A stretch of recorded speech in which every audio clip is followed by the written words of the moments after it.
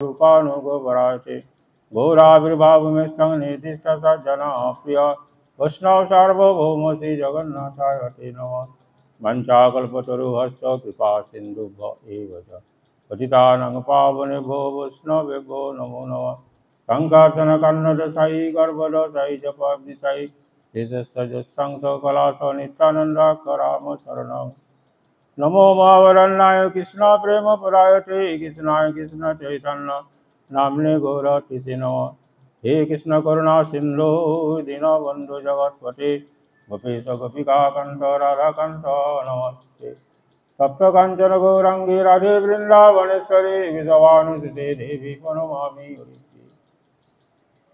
वृंदावै तुलसीदेव वै प्रिया वै केशवस्य च कृष्ण भक्ति पदे देवी सत्यवत्यै नमो नमः श्रीकृष्ण चैतन्य प्रभु नित्यानंद अद्वैत गदाधर शिवासादि गौरभक्तवृंद हरे कृष्ण कृष्ण कृष्ण हरे हरे हरे राम राम राम हरे हरे तमादिदेवं करुणानिधानं तमालवर्णं सीतावतारम् अपार संसार समुद्र सेतुं भजामहे श्री चैतन्य चरितामृतं नारायणं नमस्कृतं नरं चैव नरोत्तमं देवीं सरस्वतीं व्यासं तत जयमुदीरये जय रो सनातन भट्ट रघुनाथ श्रीजीव गोपाल भट्ट दास रघुनाथ हे छय गोसाईर करे चरण बंदन जाते विघ्ननाश अभिष्ट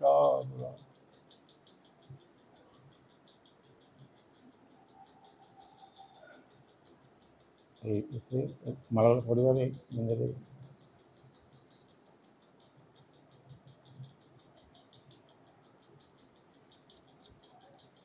এটা বিন্দুদের পুরা এইটা আর এইটা মানে গুরুদেবকে পড়বে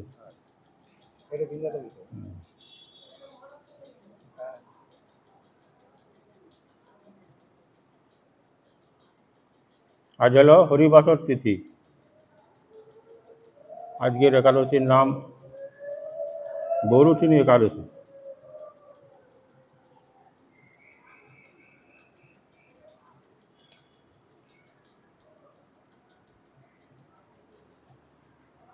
যুধিষ্ঠির কৃষ্ণ সংবাদে এই সমস্ত একাদশীর মহিমা তত্ত্ব আমরা শ্রবণ করি যুধিষ্ঠির মহারাজ প্রশ্ন করেছেন আর ভগবান কৃষ্ণচন্দ্র তার উত্তরে বলেছেন যুধিষ্ঠির বললেন হে বাসুদেব আপনাকে নমস্কার বসুদেবের পুত্র তার জন্য নাম হচ্ছে বাসুদেব আগে আমরা শ্রবণ করেছিলাম শুদ্ধ সত্য সঞ্জীবনী শক্তির যে শক্তি তার থেকে শুদ্ধ সত্য সেই শুদ্ধ সত্য হলেন এই বসুদেব আর তার পুত্ররূপে ভগবান আবির্ভূত হয়েছিলেন তাই তার নাম হচ্ছে বাসুদেব তা যুধিষ্ঠির সেই বাসুদেব বলছেন হে বাসুদেব আপনাকে নমস্কার বৈশাখ মাসে কৃষ্ণপক্ষের একাদশী কী নামে প্রসিদ্ধা তার মহিমা বা কিরূপ তা আমাকে বলুন কৃষ্ণপক্ষের একাদশী শ্রীকৃষ্ণ বললেন হে রাজন ইহলোক ও পরলোকে বৈশাখী কৃষ্ণপক্ষী একাদশী বরুচিনী নামে বিখ্যাত একাদশীর নাম বরুচিনী এই ব্রত দ্বারা সর্বদা সুখলাভ হয় পাপক্ষয় হয় এবং সৌভাগ্য প্রাপ্তি ঘটে দুর্ভাগা স্ত্রীলোক এই ব্রত আচরণ করলে সৌভাগ্য লাভ করিয়া থাকে এই ব্রত জীবকে ভুক্তি ও মুক্তি প্রদান করে সর্বপাপ এবং গর্ব বা যন্ত্রণা বিনাশ করে এই ব্রত প্রভাবে মান্ধাতা ধুন্ধুমার প্রভৃতি বহু নৃপতিগণ স্বর্গগতি লাভ করিয়াছে এমনকি শিবও এই ব্রত প্রভাবে ব্রহ্মকপালতে নির্মুক্ত হইয়াছিলেন 10,000 বৎসর তপস্যার ফল এক বরুচিনী ব্রতের অনুষ্ঠানে ঘটিয়াছে যে ব্যক্তি এই ব্রত পালন করেন তিনি ইহলোক ও পরলোকে সর্ববাঞ্ছিত ফল লাভ করেন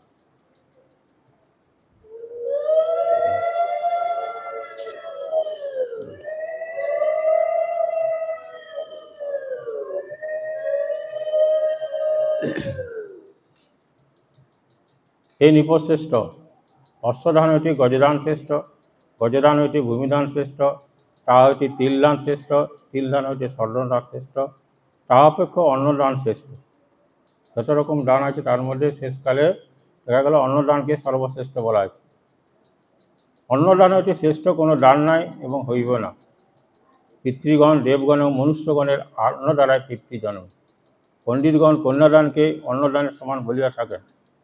স্বয়ং ভগবান ধেনুদানকে অন্নদান তুল্য বলিয়াছেন। পূর্বোক্ত সমস্ত দান হইতে আবার বিদ্যাদান শ্রেষ্ঠ। কিন্তু এই বরুথিনী ব্রত পালন করিলে উক্ত বিদ্যাদানের সমান ফল লাভ হইয়া থাকে। পাপমতি যে সকল মনুষ্য কন্যার উপার্জিত ধন দ্বারা জীবন ধারণ করে, তারা পুণ্যক্ষয়বশত যাতনাময় নরকে গমন করে। কিরম একটি কথা এখন বলেছেন যে কন্যার উপার্জিত ধন দ্বারা যে ব্যক্তি জীবন ধারণ করে, তার পুণ্যক্ষয় হয় এবং যাতনাময় নরক গমন করে। অতএব সর্বপ্রয়োজনে কখনো কন্যার ধন গ্রহণ করিবে না।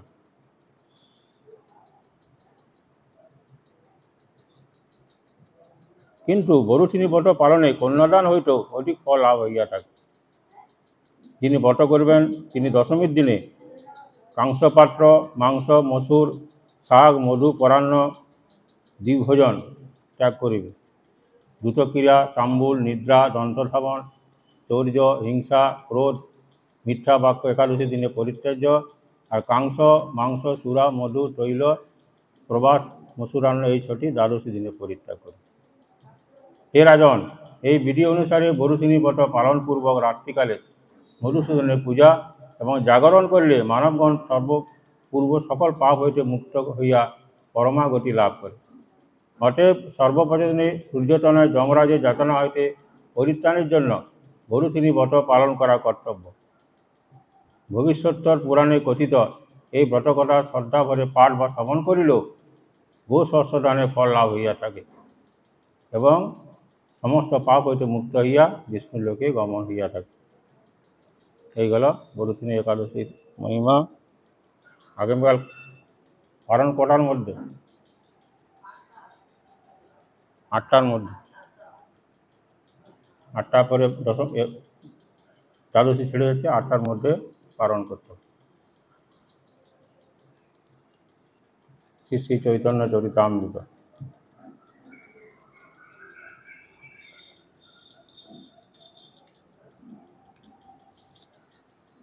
আমরা এই কদিন কৃষ্ণ কি তত্ত্ব, রাধা কি তত্ত্ব, চৈতন্য মহাপ্রভু কি তত্ত্ব, চৈতন্য মহাপ্রভু কেন অবতার হয়েছিলেন ইত্যাদি আমরা শ্রবণ করছিলাম। তারপরে নিত্যানন্দ তত্ত্ব কি, গতকাল আমরা অদ্বৈত আচার্য প্রভু কি তত্ত্ব তা আমরা শ্রবণ করেছি। অদ্বৈত তত্ত্ব এক কথায় বলতে গেলে তিনি মহাবিষ্ণুর অবতার। এক কথা,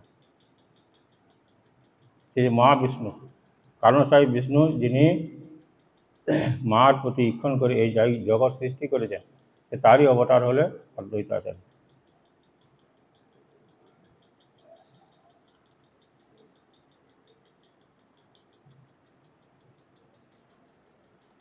কারণ অদ্বৈত আচার্যর গুরু ছিলেন মাধবেন্দ্র পুরী, আর মাধবেন্দ্র পুরীর শিষ্য ঈশ্বরপুরী ছিলেন চৈতন্য মহাপ্রভুর গুরু। সেই জন্য মহাপ্রভু অদ্বৈত আচার্যকে গুরু মান্য করতেন, কাকা গুরু হতে হয়। কিন্তু অদ্বৈত আচার্য মহাপ্রভুর দাস অভিমান ছিল।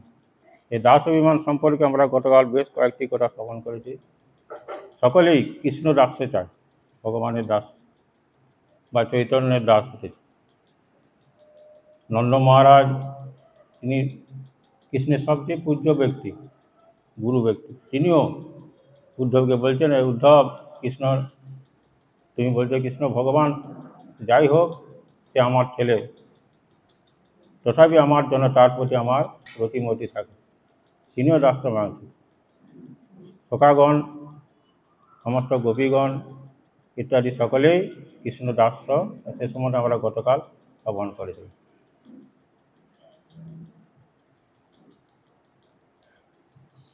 জয় জয় শ্রীকৃষ্ণ চৈতন্য নিত্যানন্দ, জয় অদ্বৈত চন্দ্র, জয় গৌর ভক্ত বৃন্দ।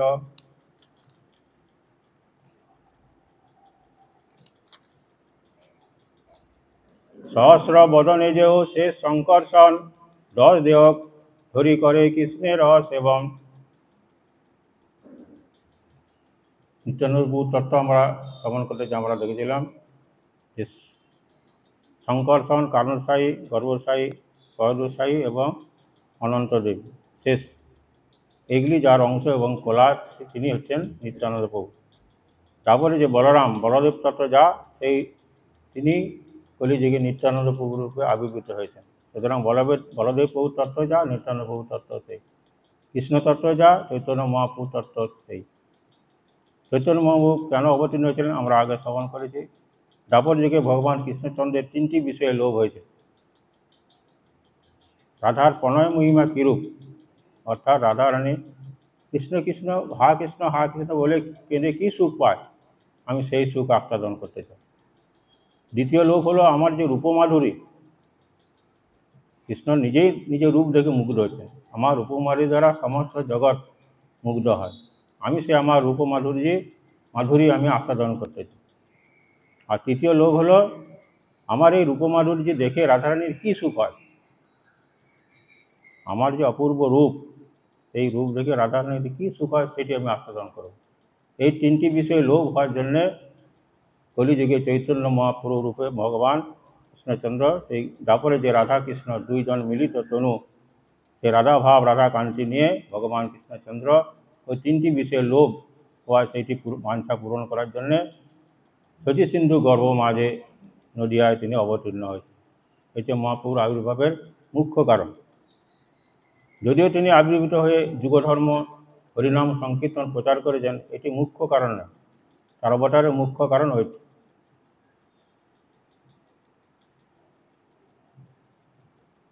তা এখন চৈতন্য মহাপ্রভুর অদ্বৈত যে তার গুরুবর্গ হলেও অদ্বৈত মহাপ্রভুর প্রতি তার দাস অভিমান, সকলেই কৃষ্ণ দাস অভিমান করে। অনন্তদেব তিনি সহস্র বদনে অনন্তর কৃষ্ণ নাম করে জানেন। তিনি 10 রকম রূপে কৃষ্ণের সেবা করেন। আমরা আগের দিন শ্রবণ করেছিলাম। ছত্র, পাদুকা, শয্যা, উপাদান, বসন, ভূষণ, আরাম, আবাস, যজ্ঞসূত্র, সিংহাসন, এই সবগুলি অনন্তদেব। আগের দিন বলেছিলাম অর্চন করার আগে সিংহাসনেরও অর্চন করতে হবে। অর্চন করা মানে ফুল দিতে পারবি, এতে গন্ধপুষ্পে ওম অনন্ত দেব্যই নমঃ ফুল দিবে এবং তুলসীও দিবে সিংহাসন। গুরু মহারাজ, আমি তো পুজো করতাম, গুরু মহারাজ আমাকে দেখেছে এবং নিজে আমাকে দেখেছিলেন যে এই সিংহাসনের পূজা আগে করো। তা সেই অনন্তদেব তিনিও কৃষ্ণের দাস অভিমান করেন। অনন্ত ব্রহ্মাণ্ডে রুদ্র সদাশিবের অংশ, গুণ অবতার পেহ সর্বদেব অবতংস। এই শিব ঠাকুর সদাশিব যিনি, রুদ্র শিব তত্ত্ব যে একাদশ রকম রুদ্র নাম আছে। আর আমরা যদি শিবের পূজা করি সবাই সদাশিবের পূজা করব। গোপেশ্বর শিব যিনি পরম বৈষ্ণব, সদাশিবের পূজা, বৈষ্ণব জ্ঞানে শিবের পূজা করা হয়। কারো ঘরে যদি শিব আগের থেকে থাকে, অনেকে ঘরে রাখে তো, তাহলে সদাশিব ভেবে তাকে এবং ভগবানের প্রসাদ তাকে দিতে হয়। বেলপাতা দিবা যেমন বৈষ্ণব গানে তাকে পূজা করতে। তারপরে সেই সদাশিব তিনিও কৃষ্ণ দাস্য অভিমান করেন। তেহ করেন কৃষ্ণের দাস্য প্রত্যাশ, নিরন্তর কয়ে সে মই কৃষ্ণ দাস।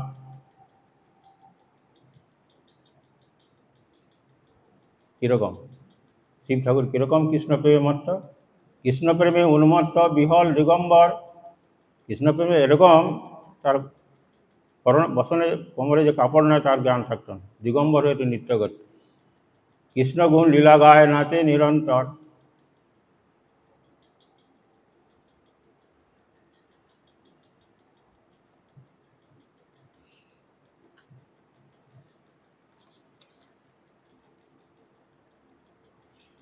পিতামাতা গুরু সখা ভাব কেনে নয়, কৃষ্ণপ্রেমের স্বভাবে দাস্য ভাব সে করয়।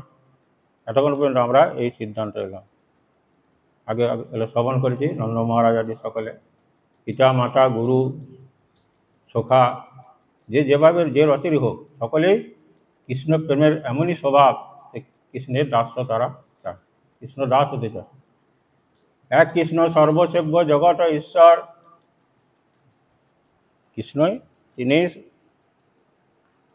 সকলের প্রভু, স্বয়ং কৃষ্ণই তিনি সকলের প্রভু।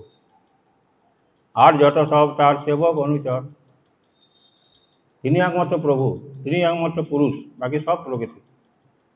তিনি সেব্য বস্তু একমাত্র, বাকি সব সমস্ত জীব, ঈশ্বর কোটি থেকে সমস্ত জীব কোটি সকলে তার সেবক গণিত। সেই কৃষ্ণ অবতীর্ণ চৈতন্য ঈশ্বর।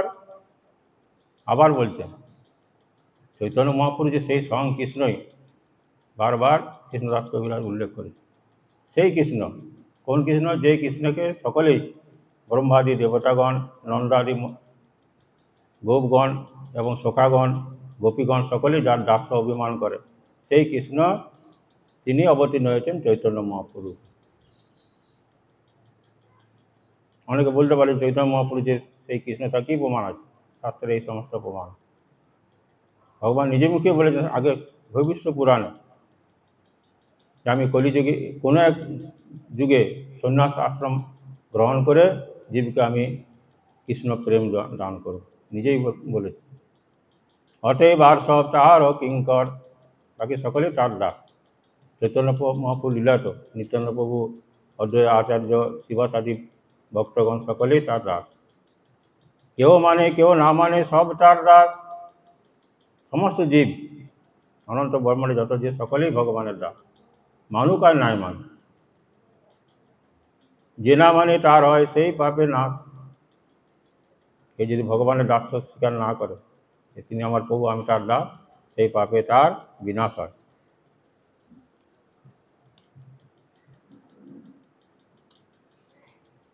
চৈতন্যের দাস মই, চৈতন্যের দাস, চৈতন্যের দাস মই, তার দাসের দাস। অদ্বৈত আচার্যের তত্ত্ব আমরা পরিচিত। এই অধ্যায়ে অদ্বৈত আচার্যের মহিমা বা তত্ত্ব, সে অদ্বৈত আচার্য তিনি এরকম করে নৃত্য করছে, আমি চৈতন্যের দাস। এত বলি নাচে গায়ে ওঙ্কার গম্ভীর, অনেকে বসিলা আচার্য হইয়া সুস্থির। এরকম নৃত্য করতে করতে কতক্ষণ নৃত্য করে তিনি সুস্থির হয়ে বসলেন। ভক্ত অভিমান মূল শ্রী বলরামে, এইভাবে অনুগত তার অংশগণে। আগের দিন এটা বলেছিলাম, আবার এখানে এই প্রসঙ্গ আবার বলছেন। বলরাম যদিও তিনি কৃষ্ণের দাদা গুরুজন, তথাপি তিনি কৃষ্ণের দাস অভিমান করেন। তার অবতার এক শ্রী শঙ্করসন, বলরামের অবতার। ভক্ত বলে অভিমান করে সর্বক্ষণ, সেও কৃষ্ণ ভক্ত অভিমান করে। তার অবতার আন শ্রীযুত লক্ষণ, ত্রেতা যুগে তিনি লক্ষণ রূপে তিনি লীলাবিলাস করেছেন, রামচন্দ্র দাদা এবং তিনি ছোট ভাই। শ্রীরামের দাসত্ব ও কৈলা অনুক্ষণ। কীভাবে লক্ষণ রামচন্দ্রের দাসত্ব করেছেন আমরা রামায়ণ থেকে আমরা জানতে পারি। শঙ্কর্ষণ অবতার কারণর সাই, তার হৃদয়ে ভক্ত ভাব অনুযায়ী। আদি পুরুষ অবতার হচ্ছেন কারণসায়ী, প্রথম অবতার কারণসায়ী বিষ্ণু, মূল শঙ্কর্ষণ থেকে প্রথম। তিনিও ভক্তভাব, তিনি কৃষ্ণ দাস অভিমান করেন। তার প্রকাশ ভেদ অদ্বৈত আচার্য, একটু আগে বললাম, এক কথায় অদ্বৈত আচার্য হচ্ছেন মহাবিষ্ণুর অবতার। তাহলে সেই মহাবিষ্ণু কারণসায়ী যে বিষ্ণু, তার অবতার হচ্ছেন অদ্বৈত আচার্য। পঞ্চতত্ত্বের মধ্যে যে পাঁচজন আছেন, চৈতন্য মহাপ্রভু, নিত্যানন্দ প্রভু, অদ্বৈত আচার্য, তারপরে শ্রীবাস পণ্ডিত বা গদাধর, এদের তত্ত্বগুলি জানতে হবে। মহাপ্রভু এই পাঁচটি তত্ত্ব, পরে অধ্যায়ে আমরা পঞ্চতত্ত্ব মহিমা পড়ব, জানব। তাই এই পাঁচটি তত্ত্ব কে কী জানতে হবে সেটা মহাপ্রভু এই পাঁচটি তত্ত্বরূপে তিনি প্রকাশ।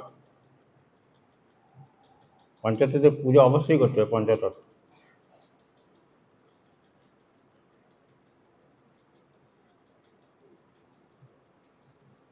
তাহলে সে অদ্বৈত অবতার, আবার বলছি, তিনি সে মহাবিষ্ণু, কারণ তাই যে বিষ্ণু, তিনটি বিষ্ণু আবার বলছি, কারণসায়ী বিষ্ণু, গর্ভরসায়ী বিষ্ণু আর কয়ব বিষয় বিষ্ণু। কারণসায়ী বিষ্ণু মায়ার উপর ইক্ষণ করে জগৎ সৃষ্টি করেছেন। আচ্ছা, গর্ভসায়ী বিষ্ণু নারীপদ থেকে ব্রহ্মার জন্ম হয়েছে, সেই ব্রহ্মার তিনি জীব সৃষ্টি করেছেন। আর পয়োদসায়ী বিষ্ণু বা ক্ষীরসায়ী বিষ্ণু প্রত্যেক জীবের হৃদয়ে যে পরমাত্মা আছেন তিনি, তিনটি বিষ্ণু তিন রকম। প্রত্যেক জীবের হৃদয়ে পরমাত্মা রূপে আছেন, তিনি হচ্ছেন ওই ক্ষীরসায়ী বিষ্ণু।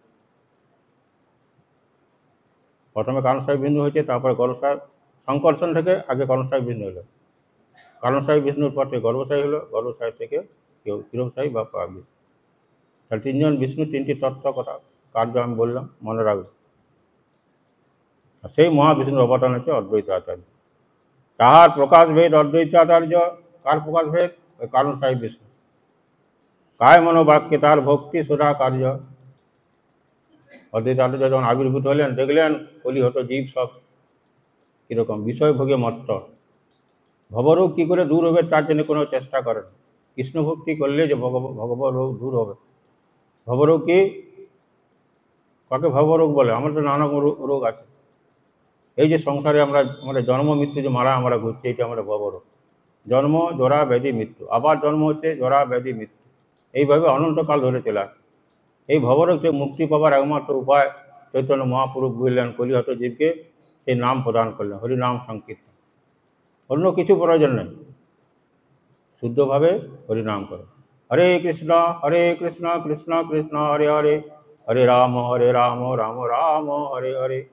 এই 16 নাম 32 অক্ষর, 16টি নাম স্পষ্টভাবে উচ্চারণ করতে হবে। মালা ঘুরে যাচ্ছে, নাম স্পষ্ট উচ্চারণ হচ্ছে না, তাহলে নামের উচ্চারণ অপরাধ হবে এবং সেই নামে কোনো ক্রিয়া হবে। হাঁকপা করে আমার 1 লক্ষ নাম করতে হবে, তাতে কোনো ফল হবে না। সারাদিন আমি যে 25,000 নাম করতে পারি, তাতে আমার যথেষ্ট। প্রত্যেকটি নাম স্পষ্টভাবে উচ্চারণ করতে হবে। একটা নামের সঙ্গে 8 নামের নাম লেগে গেলে হবে না। হরে কৃষ্ণ, কৃষ্ণ উচ্চারণ করতে সময় লাগবে। তাড়াতাড়ি করলে কৃষ্ণ হবে না, কী হবে? কৃষ্ণ হবে। ক্রি উচ্চারণ করতে হবে। কৃষ্ণ এই দুটি বর্ণ যে কী জিনিস, তা এখানে বলছেন। বাক্যে কয়ে মুই চৈতন্যের অনুচর, মুই তার ভক্ত মানে মনে ভাবে নিরন্তর। অদ্বৈত আচার্য সবসময় তিনি ভাবেন আমি চৈতন্য মহাপ্রভুর ভক্ত, তার দাস আমি। জল তুলসী দিয়া করে কায়াতে সেবন, ভক্তি প্রচারিয়া সব তারি লাভ ভুবন। তিনি জল এবং তুলসী দিয়ে ভগবানকে আহ্বান করেন। আগের দিন আমরা শ্রবণ করেছি, দুদিকে দুটি পাতা এবং মাঝে কোমল মঞ্জুরি, এরকম ভগবানের খুব প্রিয় একটি শ্লোক আছে, আগে আমরা সেটা শ্রবণ করেছি। এই যে ভোগ লাগানো হয়, ভোগের অন্যের উপরে ওইরকম মঞ্জুরি দিলে ভগবান খুব প্রিয়। আর তো আমি ভগবানকে নিবেদন করতে পারি না পারি, ওটা দেখে ভগবান গ্রহণ করো, এরকম শাস্ত্রে বলা আছে। তাই অদ্বৈত আচার্য তিনি যখন দেখলেন যে কলিহত জীবের এরকম অবস্থা, তাদের উদ্ধারের জন্য তিনি চিন্তা করলেন যে স্বয়ং ভগবান তিনি যদি আবির্ভূত হন, তবে এই সমস্ত জীবকে উদ্ধার করতে পারে। তার জন্যে তিনি ওই জল তুলসী, গঙ্গা জল আর তুলসী দিয়ে ভগবানকে আহ্বান করেন এবং তারই আহ্বানে চৈতন্য মহাপ্রভু রূপে আবির্ভূত হন। ভক্তি প্রচারিয়া চৈতন্য মহাপ্রভু কী করলেন? এই কৃষ্ণ ভক্তি, যে আমি বিভিন্ন অবতার হয়েছি তো, কিন্তু সেই ভক্তি আমি কাউকে দান করি। অনর্পিত চরিং চিরাট করুণিয়া অবতীর্ণ কলৌ। অনর্পিত, যে বস্তু কখনো কাউকে দান করিনি, সেই বস্তুকে দান করার জন্যে কৃপাপূর্বক আমি এই কলিযুগে আমি অবতীর্ণ হয়েছেন চৈতন্য মহাপ্রভু। তা অদ্বৈত আচার্যের দ্বারাই তিনি আবির্ভূত হয়ে সেই ভক্তি যোগ প্রকাশ করলেন এবং সকল জীব উদ্ধার হলেন। পৃথিবী ধরেন যেই শেষ সংকর্ষণ, অনন্তদেব তার সহস্র ফোনার 1 ফোনায় এই পৃথিবীকে ধারণ করে আছে। কীরকম ভার বলছেন, একটা সরষে মাথা থাকলে যেমন হয় সেরকম। তাহলে কীরকম অনন্তদেবের মহিমা। কায় বুয় করি করেন কৃষ্ণের সেবন, আগে বললাম 10 ভাবে তিনি কৃষ্ণের সেবা করেন। এই সব হয় কৃষ্ণের অবতার, নিরন্তর দেখি সবার ভক্তি আচার। সমস্ত অবতারই অংশ অবতার দল, কৃষ্ণের সকলেই কৃষ্ণ ভক্ত, সেরকম সকল জীবই কৃষ্ণের দাস। বলছেন কেউ মানুক আর নাই মানুক, সকলেই তার দাস। যে মানে তার ভালো, না মানলে তার সর্বনাশ। এসব আগে শাস্ত্রে কয়ে ভক্ত অবতার। এই যে অদ্বৈতাচার্য সব ভক্ত অবতার, পঞ্চতত্ত্বের মধ্যে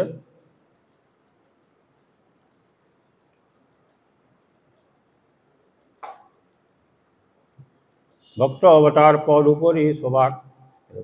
ভক্ত অবতার কিরকম ভগবানের চেয়েও তার মহিমা বেশি ভক্ত অবতার। একমাত্র অংশী কৃষ্ণ, অংশ অবতার। কৃষ্ণ একমাত্র পূর্ণ বস্তু, বাকি সব তার অবতার। মৎস্য কুর্ম বরাত আদি করে সমস্ত কিছু। অংশে দেখি জ্যেষ্ঠ কনিষ্ঠ আচার। জ্যেষ্ঠভাবে অংশীতে হয় প্রভু জ্ঞান, কনিষ্ঠভাবে আপনাতে ভক্ত অভিমান। তাহলে কৃষ্ণ হচ্ছে অংশী, তার থেকে বাকি সব হচ্ছে অংশ। কারণ যারা অংশ, যারা ভক্ত, যারা তারা ভগবানের প্রতি ভক্ত অভিমান করে, আমি কৃষ্ণ ভক্ত। কৃষ্ণের সমতা হইতে বড় ভক্তপদ। কীরকম হয়েছে? কৃষ্ণের চেয়ে তার ভক্তর মহিমা আরও বেশি, ভক্তপদ। আত্মা হইতে কৃষ্ণের ভক্ত হয় প্রেমাস্পদ। কিরকম কথাটি বলেছে? কৃষ্ণ বলছেন আমি আমার আত্মাতেও আমার ভক্ত আমার কাছে বড়। প্রত্যেক জীবের কাছে আত্মা তার সবচেয়ে বড় প্রিয় জিনিস, প্রত্যেক জীবের কাছে। কিন্তু ভগবান বলছেন না, আমার আত্মাতে আমার ভক্ত আরও বড়, আমার আরও প্রিয়। আত্মা হইতে কৃষ্ণ ভক্তে বড় করি মানে, ইহাতে বহুত শাস্ত্র বচন প্রমাণে।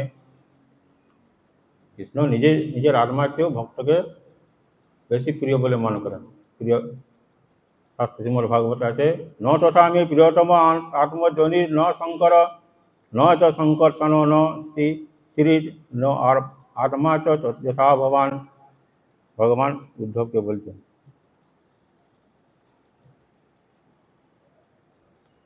যে শঙ্কর শিব ঠাকুর আমার তত প্রিয় নয়, শঙ্কর্ষণ সেও আমার তত প্রিয় নয়, লক্ষ্মী দেবী আমার বক্ষস্থলে অবস্থান করেন সেও আমার তত প্রিয় নয়, এমনকি আমার আত্মাও আমার তত প্রিয় নয়, আমার ভক্ত যত প্রিয়। এই উদ্ধব, তুমি যেমন আমার প্রিয়, এরকম এরা সব কেউ আমার প্রিয় নয়। তাই না? আত্মাতে ভক্তকে কত বড় করেছেন তুমি।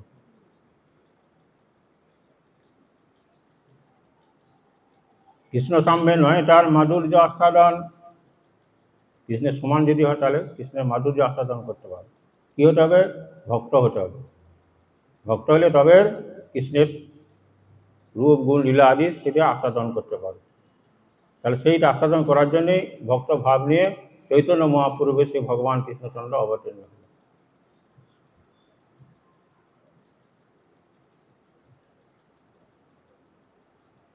ভক্তভাবেই কৃষ্ণের সব মাধুর্য আস্বাদন করা যায়, ভক্তভাব অঙ্গীকার করে।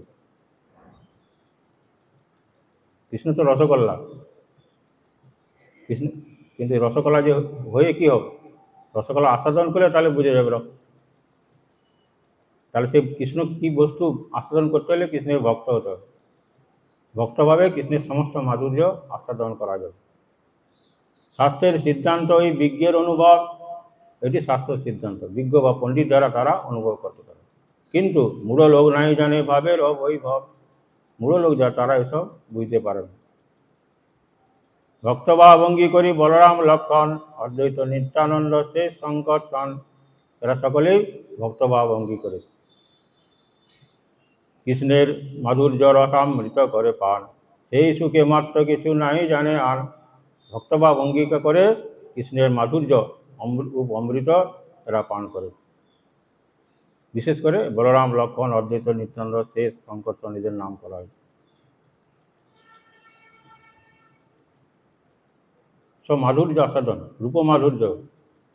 আগে আবার এখানে বলছেন, অন্যেক আছুক কার্য আপনে শ্রীকৃষ্ণ, আপন মাধুর্য পানে হইলা সতৃষ্ণ।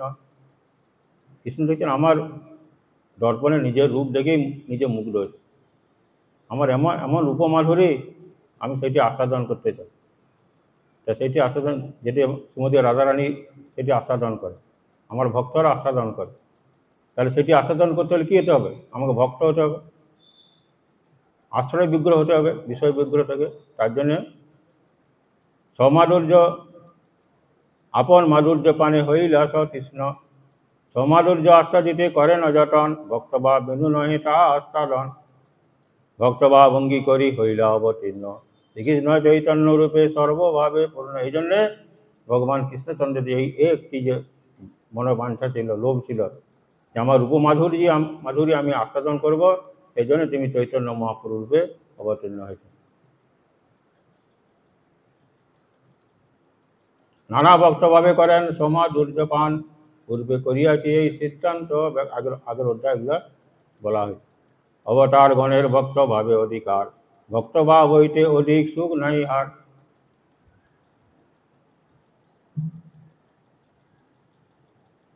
মূল ভক্ত অবতার শ্রী শঙ্করসন, ভক্ত অবতার তহি অদ্বৈত গণন। আবার বলছেন অদ্বৈত তত্ত্ব, মূল যে শঙ্করসন তারই অবতার এই অদ্বৈত আচার্য। অদ্বৈত আচার্য গোসাইয়ের মহিমা অপার, যার হুঙ্কারে কইল চৈতন্য অবতার। সংকীর্তন প্রচারিয়া সব জগৎ তারিল, অদ্বৈত প্রসাদে লোক প্রেম ধন পাইল। তার অদ্বৈত আচার্য আমাদের কাছে কত প্রিয় বসে, তিনি জীবের জন্য কীরকম করেছেন। তিনি স্বয়ং ভগবানকে তিনি অবতীর্ণ করাবেন। তিনি দেখলেন যে ভগবানের কোনো অংশ থেকে এই কাজ হবে না, তাই তিনি আহ্বান করাতে তিনি এই চৈতন্য মহাপ্রভু অবতীর্ণ হয়ে নাম প্রেম প্রচার করলেন, সকল জীব উদ্ধার হল। তাহলে অদ্বৈত প্রভু কৃপাতে আমরা এই কৃষ্ণ প্রেম ধন আমরা লাভ করেছি। অদ্বৈত মহিমানন্ত কেপারে কইতে, সেই লিখি যেই শুনি মহাজন হইতে। চৈতন্য চৈতন্যকার কৃষ্ণদাস কবিরাজ বলছেন যে তার মহিমা কে বলতে পারে, তথাপি মহাজনগণ যা তার সম্বন্ধে বলেছেন বা লিখেছেন সেইটি আমি লিখলাম। আচার্য চরণে মোর কোটি নমস্কার। অদ্বৈতাচার্য প্রভু আপনার তত্ত্ব নির্ণয় করা খুব কঠিন, কেউ পারে না, তথাপি আমি মহাজনের কাছ থেকে শুনে বা জেনে আমি এটি ব্যক্ত করলাম। আপনি আমাকে ক্ষমা প্রার্থনা করছি। আপনার চরণে কোটি নমস্কার, ইতে কিছু অপরাধ না হবে এই আমার। তোমার মহিমা কোটি সমুদ্র অগাধ, তাহারই হত্যা কহি বড় অপরাধ। কৃষ্ণদাস কবিরাজ বলছেন যে অদ্বৈতাচার্য প্রভু আপনার মহিমা অপার, আমি সামান্য জীব হয়ে আপনার মহিমা প্রকাশ করতে যাচ্ছি, এটা আমার মূর্খামি, বড় অপরাধ আমার। জয় জয় জয় শ্রী অদ্বৈত আচার্য, জয় জয় শ্রী চৈতন্য নিত্যানন্দ আর্য। দুই শোকে কহিল অদ্বৈত ভক্তত্ব নিরূপণ, পঞ্চতত্ত্বের বিচার কিছু শুনো ভক্তগণ। তাহলে এখন পর্যন্ত অদ্বৈত আচার্য তত্ত্ব আমরা শ্রবণ করলাম, তিনি মহাবিষ্ণুর অবতার জানলেন। এবারে পঞ্চতত্ত্ব কি বলছি, পঞ্চতত্ত্বের শ্লোকটি আমরা প্রণাম কি বলি। পঞ্চতত্ত্বাত্মকং কৃষ্ণং ভক্তরূপ স্বরূপকম, ভক্ত অবতারং ভক্তাক্ষং নমামি ভক্ত শক্তিকম। স্বরূপ গোসাই তার পশ্চাতে এই প্রণামটি করেন। পঞ্চতত্ত্ব, পঞ্চতত্ত্ব রূপেই চৈতন্য মহাপ্রভু প্রকাশিত হয়েছে। 5টি তত্ত্ব কী কী এখানে আলোচনা করব আমরা। পঞ্চতত্ত্ব অবতীর্ণ চৈতন্যের সঙ্গে, পঞ্চতত্ত্ব লইয়া করেন সংকীর্তন অঙ্গে। পঞ্চতত্ত্ব এক বস্তু নাই কিছু ভেদ, রস আত্মা দিতে তত্ত্ব বিবিধ বিভেদ। তত্ত্ব তো কোনো ভেদ নাই বলছেন এখন, রস আস্বাদন করার জন্য বিভিন্ন রকম হয়েছে পঞ্চতত্ত্ব।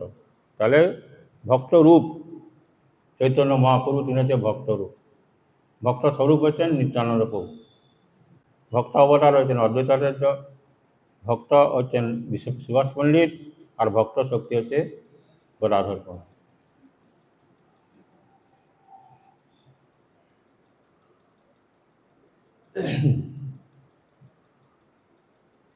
শ্রী গৌরাঙ্গ, নিত্যানন্দ, অদ্বৈত, গদাধর, শ্রীবাস, এই পঞ্চতত্ত্বে বস্তুত কিছু ভেদ নেই, তত্ত্ব তো কোনো ভেদ নেই কীরকম, কিন্তু রস আস্বাদের জন্য বিচিত্র লীলাময় তত্ত্বই ভক্তরূপ, ভক্তস্বরূপ, ভক্ত অবতার, ভক্ত শক্তি, শুদ্ধ ভক্ত, এই 5 প্রকারে ভেদ বিশিষ্ট হয়েছে এই লীলার আস্বাদন করা যায়। তাহলে পঞ্চতত্ত্ব 5টি তত্ত্বের মধ্যে 3 জন ভক্তরূপ অর্থাৎ চৈতন্য মহাপ্রভু, ভক্তস্বরূপ অর্থাৎ নিত্যানন্দ প্রভু, আর ভক্ত অবতার হয়েছে অদ্বৈত আচার্য, এরা স্বয়ং প্রকাশ, এরা বিষ্ণু তত্ত্ব। এই 3টি, এদের 3 জনের চরণেই তুলসী দেওয়া যাবে। আর বাকি 2 জন গদাধর আর শ্রীবাস, এরা বলছেন অভিন্ন শক্তি তত্ত্ব হলেও বস্তুত এরা পরস্পর ভেদযোগ্য নয়, এদের 2 জনের হাতে তুলসী দিতে হবে, এটা বিষ্ণু তত্ত্ব নয়, যদিও তত্ত্বের মতো অন্তর্গত।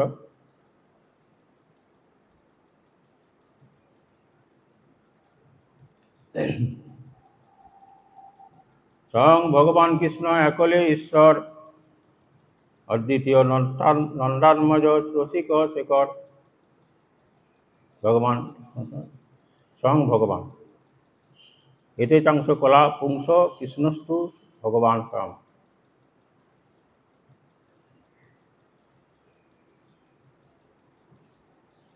নন্দাত্মজ, নন্দনন্দন যিনি সেই কৃষ্ণ, আমরা সেই কৃষ্ণের ভজনা করি, সেই নন্দনন্দন কৃষ্ণ। রাসাদি বিলাসী ভজ ললনা নগর, আর যত সব রেখে তার পরিকর। তিনি রাসলীলা যে সমস্ত গোপীগণকে তিনি লীলা করে রাসলীলা করেছেন, ভজ ললনা অর্থাৎ ভজ গোপীগণ, তারা সব তার পরিকর, তাদেরকে নিয়ে তিনি এই লীলা আদি করেছেন। সেই কৃষ্ণ অবতীর্ণ শ্রীকৃষ্ণ চৈতন্য, আবার বলছেন সেই কৃষ্ণই গৌর, বারবার বলছেন। সেই পরিকরগণ সঙ্গে সব ধন্য, আর চৈতন্য মহাপুরুষ সঙ্গে পরিকর নিত্যানন্দ প্রভু, শ্রীবাস পণ্ডিত, অদ্বৈত আচার্য, গদাধর, আরও সেই সম ভক্ত আছে, তারা সকলে তার পরিকর। একলে ঈশ্বর তত্ত্ব চৈতন্য ঈশ্বর, ভক্ত ভাবময় তার শুদ্ধ কলে বর। তিনি ভক্তভাব অঙ্গীকার করেছেন। কি জন্যে? না, ওই যে দাপর যুগে কৃষ্ণের যে তিনটি বিষয়ে লোভ হয়েছিল, সেটি আস্বাদন করার জন্য।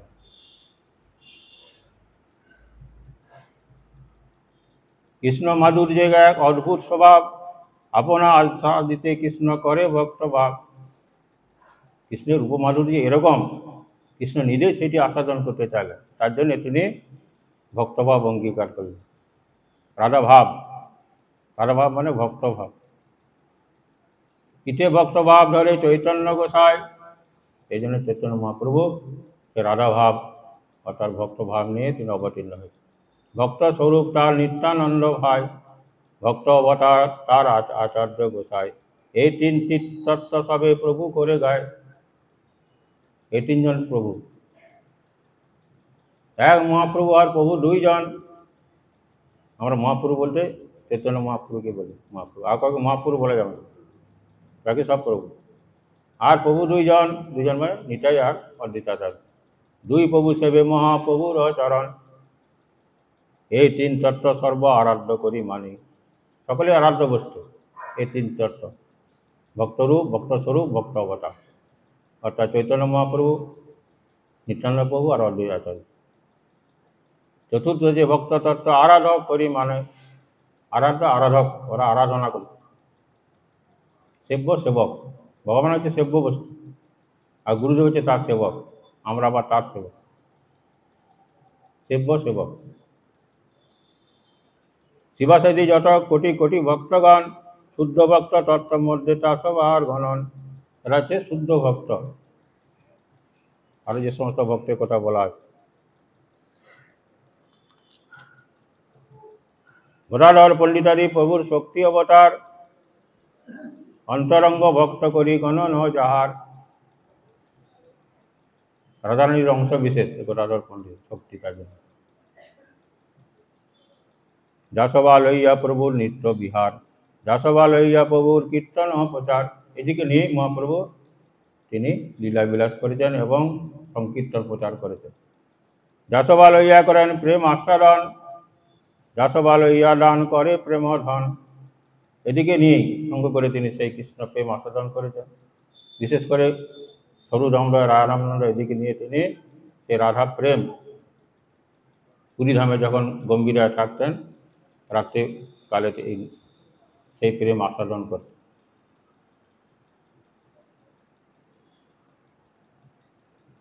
সেই পঞ্চতত্ত্ব মিলি পৃথিবী আসিয়া, পূর্ব প্রেম ভাণ্ডারের মুদ্রা উগাড়িয়া।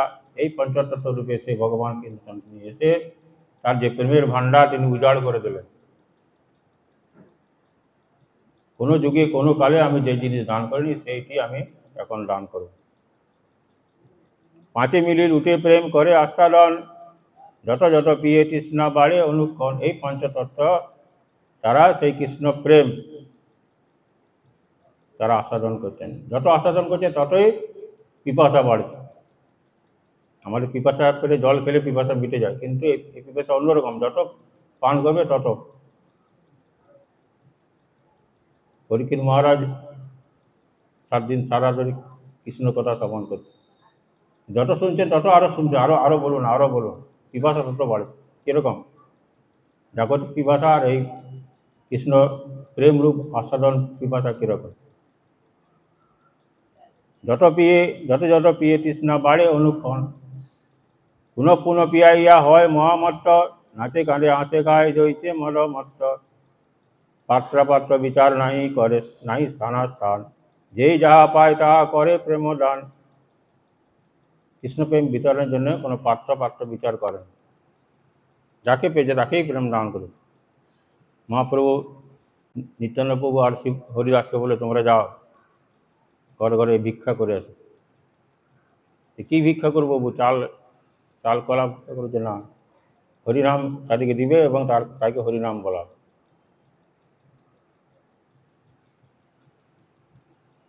বলো কৃষ্ণ, ভজ কৃষ্ণ, কর কৃষ্ণ শিক্ষা, এই ভিক্ষা করবে। কেউ যদি কৃষ্ণ না বলে, কৃষ্ণ বলে বলবো, হরে কৃষ্ণ বলো। কেউ তো বললো না, দিনের শেষে আমাকে বলবে কে বলেন। কীরকম করে জীবকে উদ্ধার করেছেন মহাপ্রভু।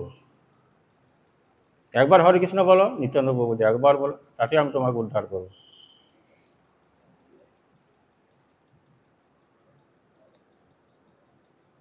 উছলিল প্রেম বন্যা চৌদিকে বেড়ায়, স্ত্রী বৃদ্ধ বালক যুবা সকলেই ডুবায়।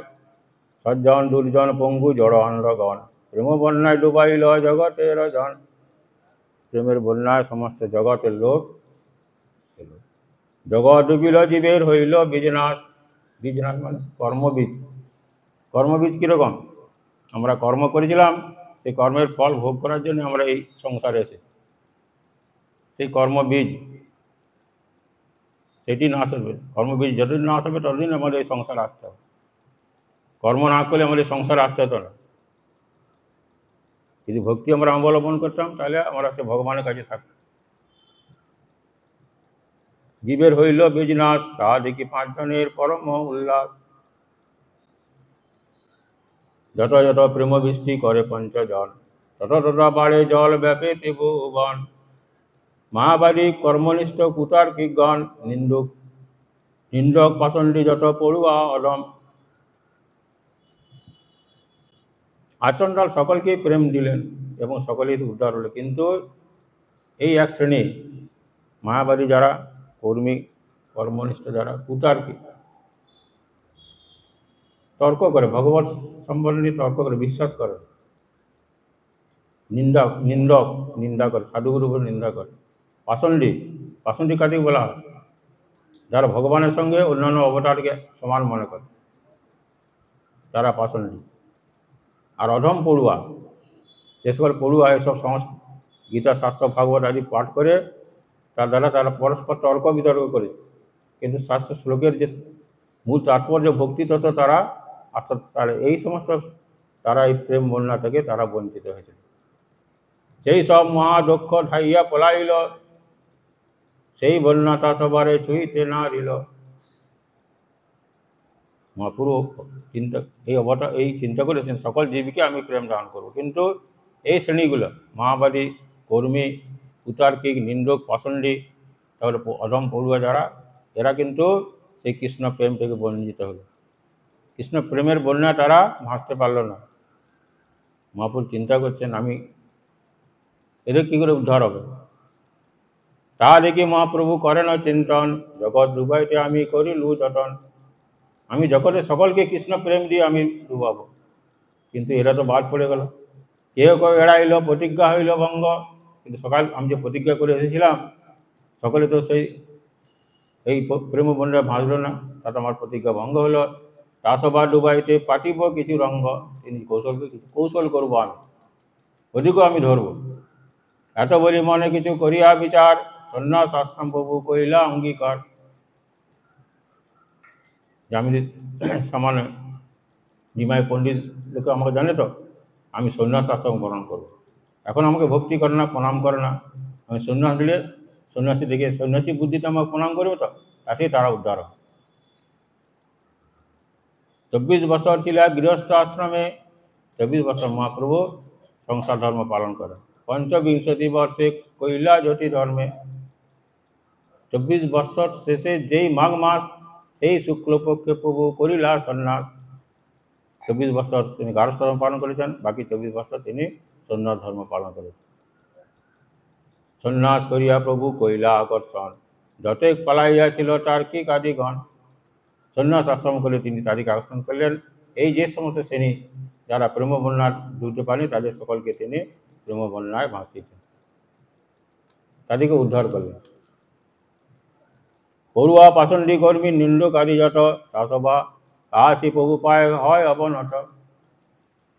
যারা নিন্দা করতো মহাপ্রভুকে বা এই সমস্ত তার্কিক জন বা পাষণ্ডী যারা, যখন মহাপুরুষ সন্ন্যাস নিয়ে তখনই তাদের মন ফিরে গেল যে হায় নিমাই সন্ন্যাস নিয়ে চলে গেল, তখনই তাদের মন ফিরে গেল। যখন তিনি সন্ন্যাস নিয়ে অদ্বৈতাচার্যের বাড়িতে এলেন তখনই সকলেই দর্শন করতে গেছে। অপরাধ কমাইল ডুবিল প্রেম জলে, নিন্দা করেছে তো অপরাধ হয়েছে, তারা সবাইকে নমস্কার প্রণাম করেছে, তাতে তারা অপরাধ দূরীভূত হয়েছে। চৈতন্য অবতারের একটি বিশেষ মহিমা। কেবা এড়াইবে প্রভুর প্রেম মহাজালে, সকালে সেই প্রেম মহাজালে তারা ধরা পড়বে। সভা নিস্তারিতে প্রভু কৃপা অবতার, সভা নিস্তারিতে করে চাতুরী উপার। অপার চাতুরী এবং কৌশল করে সকল জীবকে তিনি উদ্ধার করলেন, কৃষ্ণ প্রেম দান করলেন।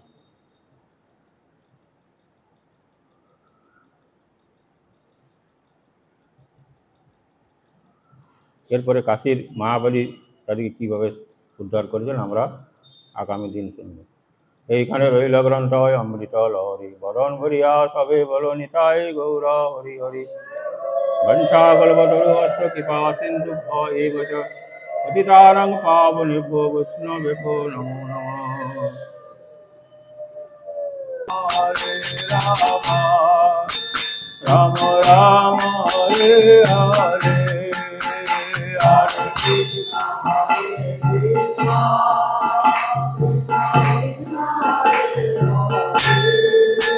হরে রাম হরে রাম, রাম রাম হরে হরে, হরে কৃষ্ণ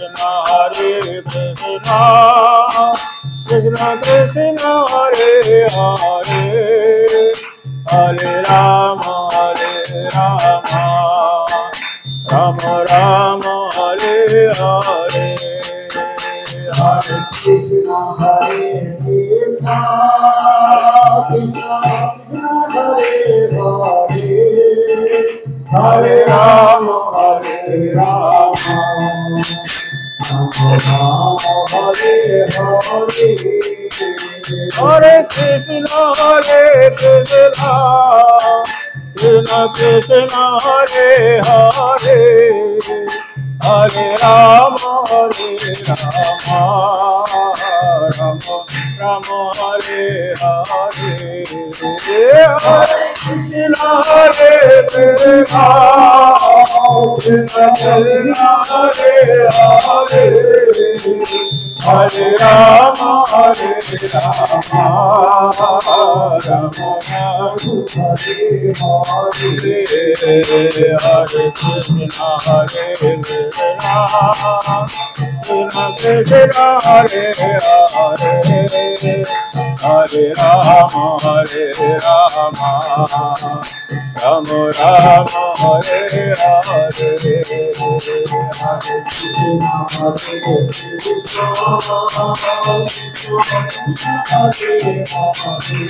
কৃষ্ণ হরে হরে, হরে রাম রাম, রাম রাম হরে হরে, হরে কৃষ্ণ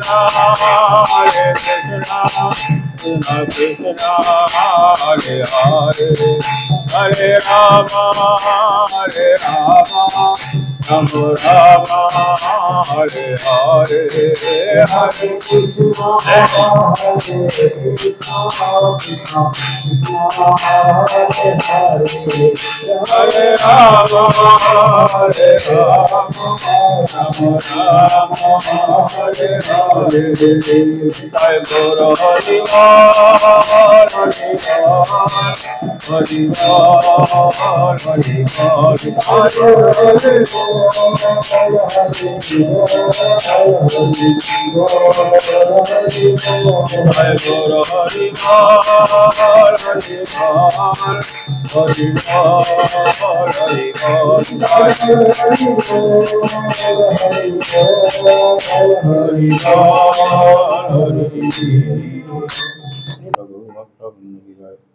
जय अनिताय गौर प्रेमानंदे। 8টার মধ্যেই পারো।